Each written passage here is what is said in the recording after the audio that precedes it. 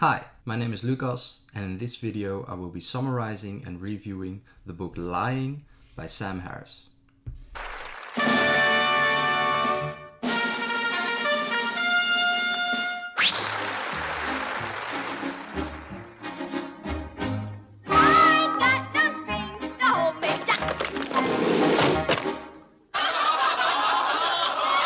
Go ahead.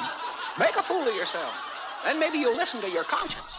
As you might have already guessed, in Lying, Harris argues that we should mostly choose honesty over lying and deception. While this is something that most people may agree on, there's less agreement when it comes to certain hard cases, and in particular when it comes to white lies. Harris certainly does not claim that we should never lie, but he insists that lying is more often wrong than we may think, and that white lies in particular are out of the question. So what is lying? Harris maintains at the outset that the difference between lies and deception is not always clear.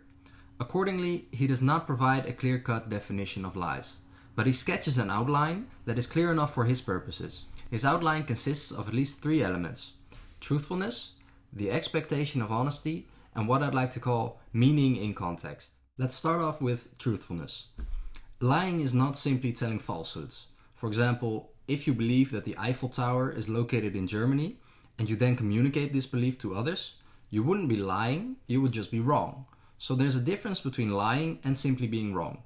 And the difference is that the person who is wrong is accurately stating his actual beliefs, while the liar is misrepresenting his beliefs.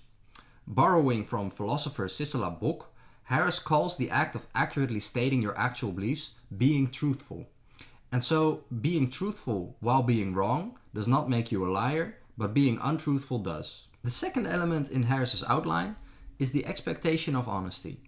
In order to distinguish between, for example, poker players or stage magicians on the one hand and actual liars on the other, Harris adds that a lie only occurs when others are expecting honest communication. So while a poker player may be misleading his opponents, he's not actually lying, since his deception is part of a game where everyone understands that deception will take place. And the same goes for the stage magician. And finally, Harris makes an implicit distinction between the literal meaning of a statement and its meaning in context. For example, if someone asks you how you're doing and you state that you are doing well while you're not actually doing well, then Harris would not classify that as a lie.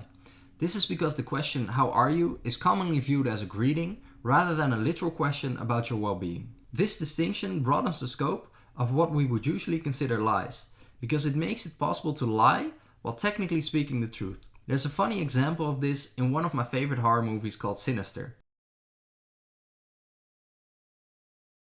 In this movie, the main character is a writer who makes it a habit to live in the houses of murder victims in order to help him solve their cases. But his wife is getting tired of living in those houses, and so he technically tells her that nobody was murdered in their current house. We never should have come here! Tracy, nobody died here, okay? It's not like we're sleeping where somebody was killed. It's not like they had to wipe blood off the walls for the open Wait, so you're house. saying it didn't happen here? No!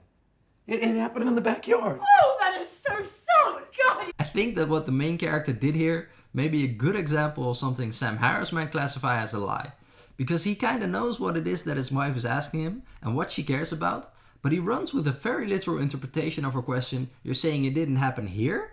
No, it happened in the backyard. So now that we have an outline of what lies are according to Harris, let's take a look at his arguments. He has quite a few, and I've picked out the ones that I think stood out the most. I've also divided them up in reasons against lying on the one hand and reasons for honesty on the other. You could also think about this distinction as weighing the pros and cons, where reasons against lying are really the cons of lying, and the reasons for honesty are the pros of honesty. We'll look at some of the reasons against lying first. One reason that doesn't have a lot to do with morality, but does deserve to be mentioned, is that in an important sense, telling the truth may actually be easier than lying. Because if you're going to be lying, you have to make sure to remember your lies, and if you're lying a lot, you have to remember who you told which lies to, and you may even have to make the lies consistent with each other. Practical motives aside, one of the main reasons against lying is that lies often cause harm. 4 things deserve to be mentioned in this context. First, lies may be harmful because people might act on your lies and get themselves in trouble, or they may fail to get out of trouble. Second, lies may be harmful because they erode trust between people and on a societal scale between people and institutions. Third, the harms lies cause are often unforeseeable, So by telling a lie, you may be taking a risk with other people's well-being.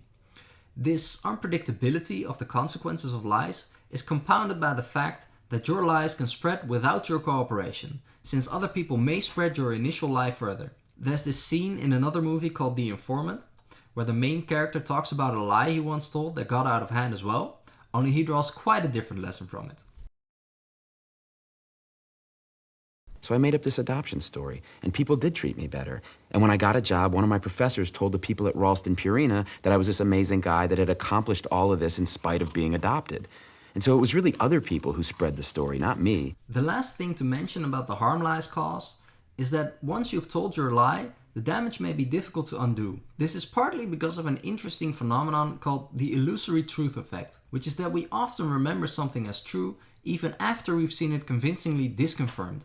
Back to reasons against lies more generally. The third reason that deserves to be mentioned is a reason against white lies in particular. White lies are lies like telling the host of a dinner party that the food was nice while it actually tasted awful. They are lies we tell to spare others discomfort. The issue with these kinds of lies, according to Harris, is that we pretend to be better able to judge what others should know than they themselves. And that attitude is at the same time disrespectful as well as an infringement on others' autonomy. I found this an interesting reason because in a certain sense, it doesn't refer to the consequences of lies, but to the way we think about and treat other people. I like to think about other people as intelligent, autonomous individuals, and telling white lies gets in the way of that perspective. Now let's take a look at some of Harris's reasons for honesty. I've picked out 4 that seemed the most interesting. First, also in the context of white lies, when we tell people the truth, they will come to take your praise more seriously, because they know you would honestly tell them if you thought something wasn't praiseworthy.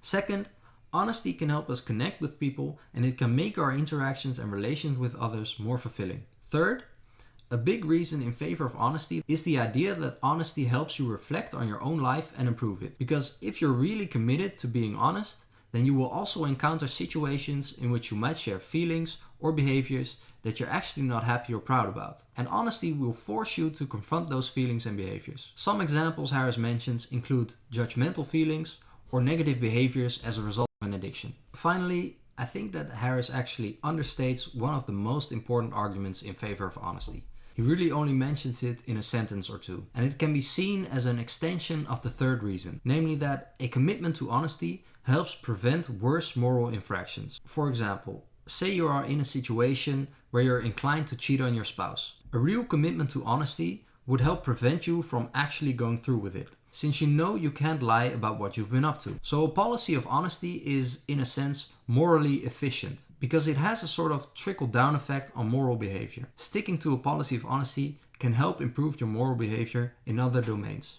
We've now seen some of Harris's main arguments against lying and for honesty. While I think Harris's case is already good as it stands, it's still possible to have some reservations. Luckily, Harris has some things to say about those reservations as well. First, it's a misconception that a commitment to honesty requires you to divulge information that you would rather keep private. Instead of lying, you're allowed to say that you'd rather not tell, or you can just not say anything. So a policy of honesty still allows for privacy and to some extent for secrets. Second, there may be situations in which being honest may seem like you're being rude. Even though it may seem so at times, being honest and being nice are not mutually exclusive. In a conversation near the end of the book between Harris and his former professor of ethics, Ronald Howard, Howard mentions skillful truth-telling, which is the practice of telling uncomfortable truths in a tactful way and finding the truths worth telling in the first place.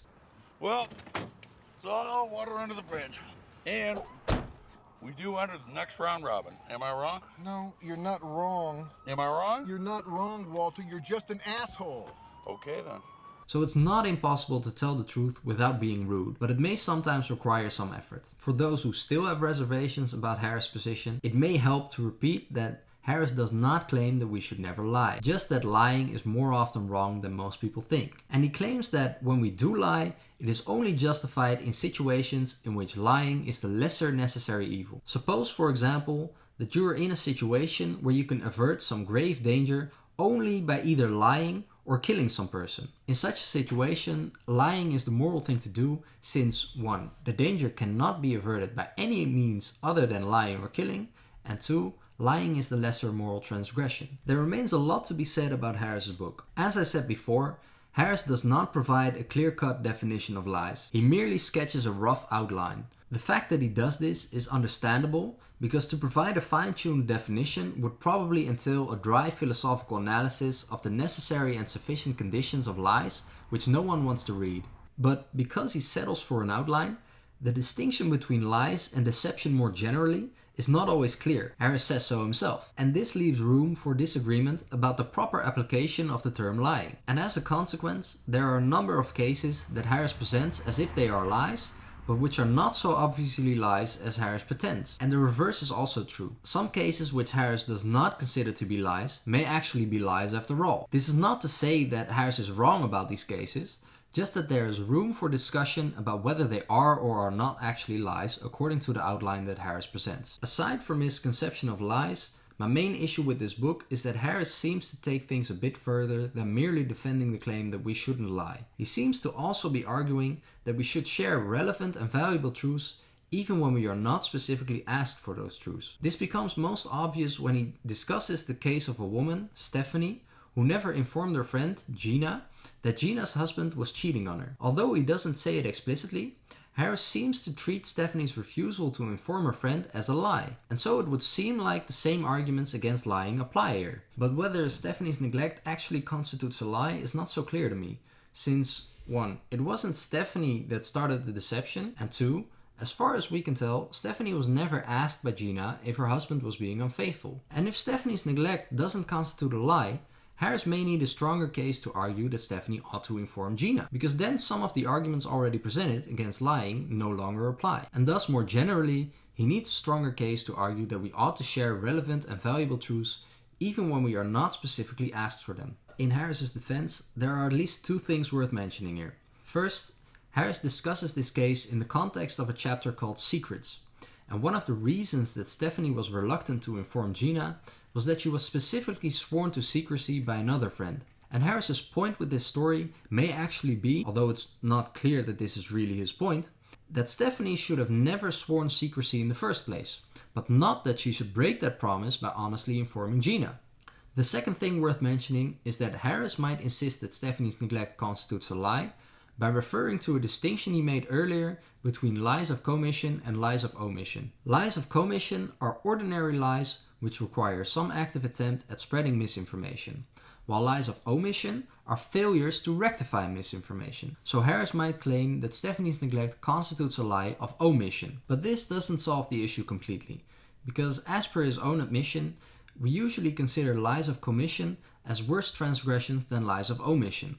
And so, even if we consider Stephanie's neglect to be a specific kind of lie, namely a lie of omission, it may still require a stronger defense to claim that we are morally obligated to rectify certain kinds of misinformation, like the misinformation in Stephanie's case.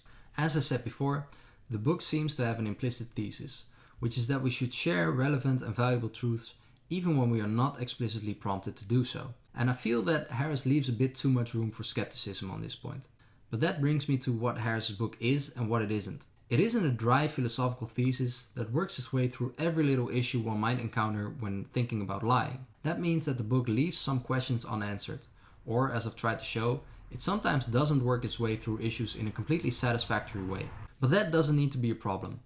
Because first, Harris acknowledges that there are some rare but seriously difficult cases where he doesn't have a clear answer. And second, the book is simply not aiming to be an all-encompassing thesis. It's more of a fun, intellectually engaging and accessible book that provides us with lots of food for thought and discussion. And as far as the goal of the book is concerned, it convincingly proves its main point, which is that lying is more often wrong than we may think, and that white lies are wrong in particular. Finally, it also deserves to be mentioned that reading this book during the pandemic somehow felt fitting. Vaccination skeptics and conspiracy theorists share a distrust of government, big businesses, and even experts. And their distrust is partly fueled by serious cases of dishonest conduct in the past. And it feels a bit like we're now partly seeing the effects of that dishonesty on a societal scale, which is the breakdown of trust at a time that we need it the most. Thank you for watching my very first YouTube video. If you liked this video and think I should make more, leave a comment or a like below. If you didn't like this video and have tips for improvement, I'd love to hear it as well.